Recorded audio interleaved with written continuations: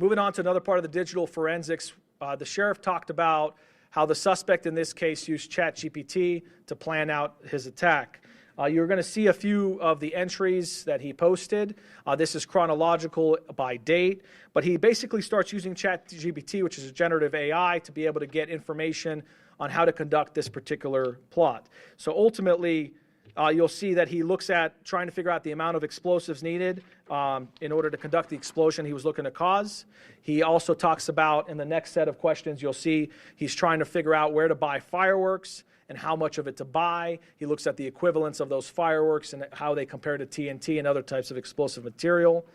On this next set of questions, there's a focus on the velocity of the bullet fired from the firearm and determining whether that would ignite the explosives. This is an important component, as you'll see when the ATF talks about the amount of explosives that he had and how they exploded, and a lot of those actually not detonating.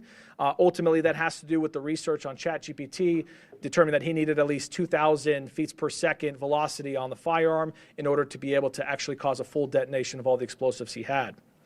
And then finally, on the last one, he talks about this more about the amount of material he needs, and also interest in how to buy a phone without providing any personal identifying information.